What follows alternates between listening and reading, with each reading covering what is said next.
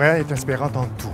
On n'a pas le poids de la tradition qu'on a en Europe, on a une vision différente de l'Amérique, mais tout est possible. Alors, on a accès aussi à des moyens technologiques pour créer qu'on n'a pas ailleurs.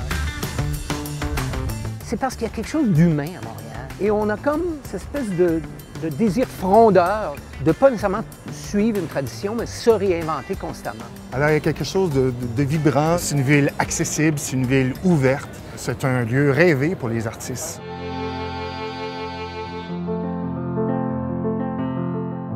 Cité Mémoire, c'est 26 tableaux reliés avec ton téléphone cellulaire, que tu te promènes dans la ville et ton téléphone te parle et tu vois des projections géantes. C'était vraiment le but de raconter l'histoire de Montréal et nous, on a décidé de faire parler les murs aveugles.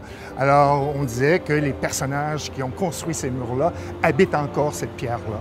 Et à nous, c'était de les faire revivre. Et voici déjà mes yeux aveuglés par la lumière!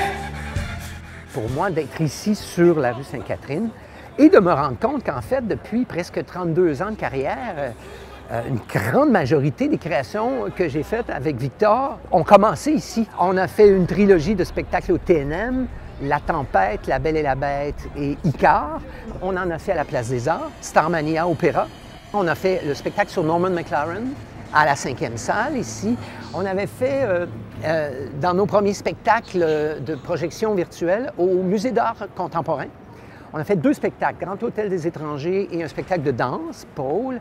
Alors, les musées, ces grandes institutions à Montréal qui supportent, qui aident surtout à faire de la création.